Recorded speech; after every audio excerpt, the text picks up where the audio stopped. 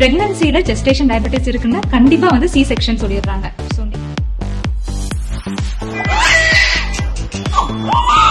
Sugar இருக்கிற நிறைய கர்ப்பிணி பெண்களுக்கு வந்து ப்ரீடம் பர்த் வந்து இப்ப நிறைய இருக்கு அப்படின்னு ரிசர்ச் ஆர்டிகல்ஸ்ல நான் படிச்சேன்.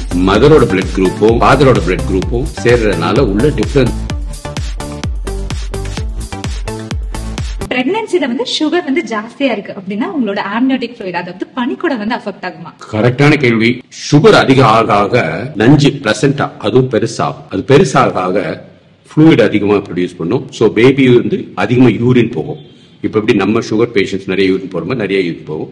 சோ பாலிஹைட்ராமியஸ் குழந்தை வந்து வயிற்றுல ஒரு குழந்தை தான் இருக்கும்.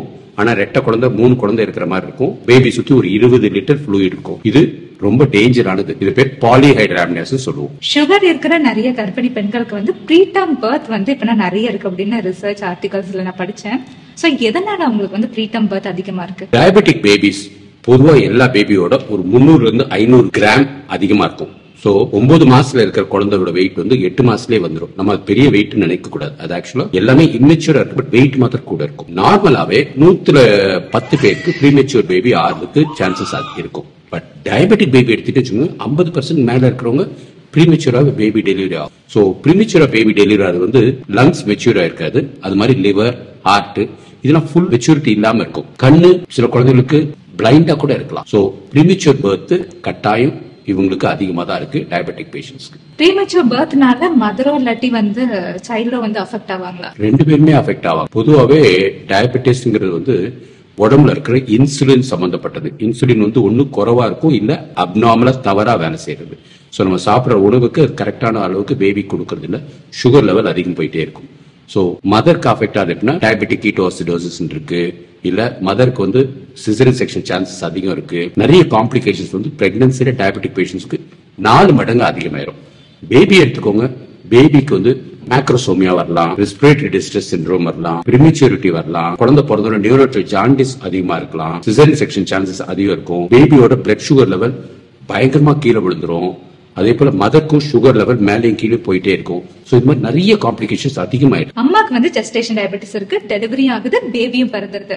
பட் பிறந்ததுக்கு அப்புறம் வந்து பேபியோட பிளட் சுகர் லெவல் வந்து இப்படி நார்மலா இருக்கும். வயிற்றுக்குள்ள இருக்கும்போது அம்மாவோட பிளட் சுகர் லெவலோ பேபியோட பிளட் சுகர் லெவலோ கொஞ்சம் கான்ட்ராடிக்ட் ஆயிட்டு இருக்கும். வெளியில பிறந்த உடனே பேபி அதோட பேன்கிரியாஸ் அது இன்சுலின் ப்ரொடியூஸ் பண்ணும். சோ அது மாத்திரம் தான் இருக்கிறதுனால பேபியோட பிளட் சுகர் ரொம்ப ஹையா போக சான்ஸ் இருக்கு. மோஸ்ட் ஆஃப் த ரொம்ப கீழே போயிடும், ஹைப்போகிளைசமியா இருக்கும். சோ பேபிக்கு பொதுவாகவே டயபெட்டிக் மதர்ஸ்னா ஐவி ஃப்ளூயிட்ஸ் போட்டு சுகர் லெவல்ல எவ்ரி 2 hours செக் பண்ணுவோம். எவ்ரி 2 மணி நேரத்துக்கு செக் பண்ணிட்டு அதுக்கு தகுந்த மாதிரி சுகர் கொடுக்குற மாதிரி இருக்கும். மதரோட ஃபீட் ஸ்டார்ட் ஆயிடுச்சுன்னா அதுக்கப்புறம் நம்ம பயப்பட வேண்டியது. பேபினா இப்ப முக்காவாசி வந்து அம்மா கிட்ட ஜாஸ்தியா இருக்கிறதோட வந்து போட்டோ தெரப்பில தான் ஜாஸ்தியா வச்சிருக்காங்க. சோ எதனால வந்து அதுவும் ஜெஸ்டேஷன் டயபெட்டிஸ் உள்ளவங்க கண்டிப்பா வந்து போட்டோ தெரப்பில தான் ஜாஸ்தி இருக்காங்க பேபிஸ். எதனால? அருமையான கேள்வி. நம்மளுடைய சொன்ன இல்லையா, ப்ரீமெச்சூரிட்டி, அதாவது குழந்தை வந்து டேர்ம், அதாவது 9 மாசம் இருந்தா கூட அதோட லிவர் வந்து முழுமையா அடைஞ்சிருக்காது. சோ லிவர் முழுமையா அடையலைன்னா ஆட்டோமேட்டிக்கா அதோட வேலையை கரெக்டா செய்யாது. நார்மலா பிலிருபின் ஜாஸ்தியாகி, அதாவது ஜாண்டிஸ் பேபிஸ் இருக்கிறது வந்து மதரோட பிளட் குரூப்பும் ஃபாதரோட பிளட் குரூப்பும் சேர்றதுனால உள்ள டிஃபரன்ஸ்ல பேபியோட பிளட் குரூப்ல இருந்து வரனால உள்ளதான் பிலிருபின் அதிகமாகுது. அது போட்டோ தெரப்பி கொடுக்குது. பட் டயபெட்டிக் பேஷண்ட்ஸ்க்கு இது டபுள் மடங்காகி லிவர் மெச்சூர் ஆகாதனால நியூனட்டல் ஜாண்டிஸ் பெரிய லெவல்ல வரும். சோ ஆட்டோமேட்டிக்கா இந்த பேபிஸ்க்கு வந்து photo therapy, double photo therapy R இன்னும் அதிகமாக கூட கொடுக்க வேண்டிய இருக்கும். இல்ல 3-4 days எக்ஸ்ட்ரா கொடுக்குற மாதிரி இருக்கும். ரொம்ப ப்ரிகாஷனரியா இருப்பாங்க. சோ லிவரோட இம்மெச்சூரிட்டி தான் காரணம். பிரெக்னன்சில ஜெஸ்டேஷன் டயபெட்டிஸ் இருக்குன்னா கண்டிப்பா வந்து சி செக்ஷன் சொல்லிடுறாங்க. சோ நீங்க என்ன நினைக்கிறீங்க? நல்ல வெல் கண்ட்ரோல்டு சுகர் மதர் இருக்கிறாங்கன்னு வச்சுக்கோங்க, டயபெட்டிக் பேஷண்ட்ஸ், அதாவது சுகர் லெவல் கரெக்டா இருக்கு, HbA1c கரெக்டா இருக்கு, யூரின் கல்ச்சர்ல இன்ஃபெக்ஷன் எதுவும் இல்லைன்னா அவங்கள அழகா நார்மல் டெலிவரி நார்மலா டெலிவரி ஆகும். ஆனா கொஞ்சம் அந்த 6வது மாசத்துலயே அப்நார்மல் கண்ட்ரோல் இருக்கும். அந்த பேபிஸ்க்கு ஷோல்டர் கொஞ்சம் பெருசா இருக்கும், இல்ல இந்த ஜாஸ் பெருசா இருக்கும். சோ அதனால ஹெட் பிறக்கும், ஷோல்டர் வெளில வராது, ஷோல்டர் டிஸ்டோர்ஷன் சொல்லுவாங்க. இன்னொன்னு அவங்களுக்கு ஃப்ளூயிட் அதிகமா இருக்கனால பேபியோட ஹெட் கீழே இறங்காது, அது வேற ஃப்ளோட் ஆயிட்டே இருக்கும், மேக்ரோசோமியான்னு சொல்லுவோம். சோ இந்த மாதிரி பல காரணங்கள் இருக்கிறனால சி செக்ஷன் சான்சஸ் மிக அதிகம். பேபிக்கு வந்து நார்மல் டெலிவரி தான் பெஸ்ட். பட் ஸ்டில் அந்த ஷோல்டர் டிஸ்டோஷியா, பர்த் ட்ரோமா எல்லாம் குறைக்கணும்னா சிசேரியன் செக்ஷன் தான் பண்ணுவாங்க. 6 hours வேணா நார்மல் ட்ரை பண்ணி பார்க்கலாம். But if there is not progressing well, it's safe to be to caesarean section for the baby's sake. மதருக்கு normal delivery தான் best. இப்போ மேக்ரோசோமியா அந்த டேர்ம் பத்தி பேசுறீங்க. சோ இத வந்து லைக் இப்போ ஒன்ஸ் வந்துருச்சு நம்ம அவாய்ட் பண்ணலாமா? மேக்ரோசோமியா பத்தி நீங்க புரிஞ்சுக்கணும். மேக்ரோசோமியானா ஆக்சுவலா பிக் பேபி. நம்ம வந்து குழந்தை வந்து மர்ஃபி பேபி மாதிரி பெருசா இருந்தா ரொம்ப ஹாப்பியா ஃபீல் பண்ணுவோம். பட் டாக்டர்ஸ் ஹாப்பியா ஃபீல் பண்ண மாட்டாங்க. டாக்டர்ஸ் வந்து இதுல ஏதாவது ப்ராப்ளம் வருமான்னு தான் பார்ப்பாங்க. சோ பிக் பேபிங்கிறது வந்து 3.5 கிலோ மேல இருந்தாலே பிக் பேபி. இப்ப ரீசெண்டா நம்ம வந்து 5.2 கிலோகிராம் பேபி வரைக்கும் கூட பார்த்திருக்கிறோம். அதுவும் நார்மல் டெலிவரி தான் பிறந்துச்சு. பட் இருந்தாலும் it is safer to have a normal average size baby. Average size baby 2.75 to 3.5. So blood sugar அதிக ஆக பேபியோட வெயிட் அதிகமாகும்.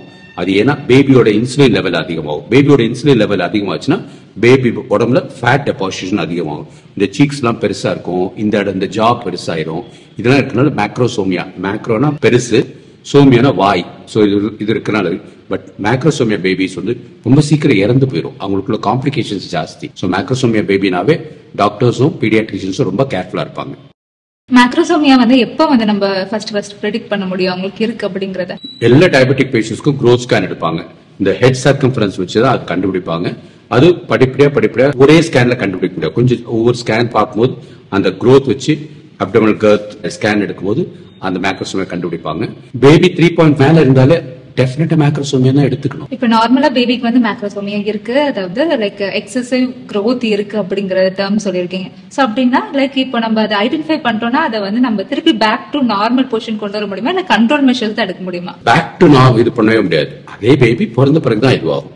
சோ ஒரு growth ஸ்பர்ட்ல பேபி வளர்ந்துட்டு இருக்குன்னு வச்சுக்கோங்க. ஃபுட்டை ரெகுலேட் பண்ணிட்டு டயபெட்டிஸ்குள்ள மெடிசன் கரெக்டா கொடுத்து லைஃப் ஸ்டைல் சேஞ்சஸ் பண்ணா அதை அப்படியே மெயின்டைன் பண்ண முடியும். அதை ரிவர்ஸ் பண்ணவே முடியாது. So macrosomi baby will always be macrosomi baby தான். இப்ப நார்மலா எல்லாருமே வந்து நார்மல் டெலிவரிக்கு தான் எல்லா மதர்ஸ்மே வந்து ஃபர்ஸ்ட் ப்ரிஃபரன்ஸ் கொடுப்பாங்க.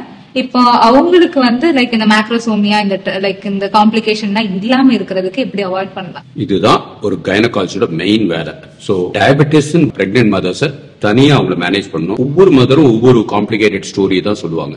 சில மதர்ஸ் நம்ம சொல்ற டயட் அப்படியே ஃபாலோ பண்ணுவாங்க. சில மதர்ஸ் சொல்ற எக்ஸசைஸ் எல்லாம் கரெக்டா ஃபாலோ பண்ணுவாங்க.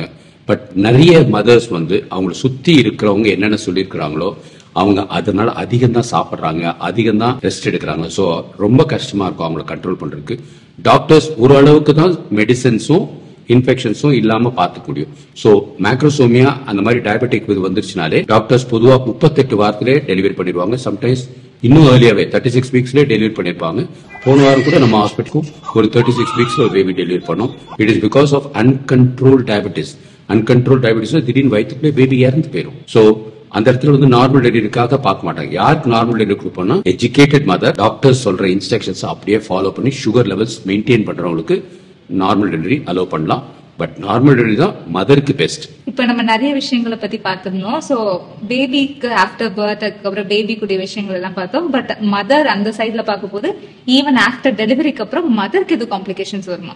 நார்மலா டெலிவரி ஆன மதர்ஸ்க்கே, அதாவது சுகர் இல்ல, பிரஷர் இல்ல, எதுவுமே காம்ப்ளிகேஷன் இல்லாத மதர்ஸ்க்கே அவங்களுக்கு டெலிவரி ஆன பிறகு 42 டேஸ் பியூர்பேரியம் சொல்லுவோம். அந்த பியூர்பேரியத்துக்கு நிறைய உடல் நடுவில் மாற்றங்கள் வரும். அதுல நிறைய காம்ப்ளிகேஷன்ஸ் வரும். உதாரணமா மறைமுகமா வருது வந்து பிளட் கிளாட். காலில் பிளட் கிளாட் ஆகி அது மெதுவா மேல போய் லங்ஸ்ல போய் டொப்புன்னு அடைச்சு இறந்து போயிடுவாங்க. நம்பர் 2 ஹார்ட், கார்டியோமயோபதி சொல்லுவோம். ஹார்ட் வந்து திடீர்னு பெருசாயிரும்.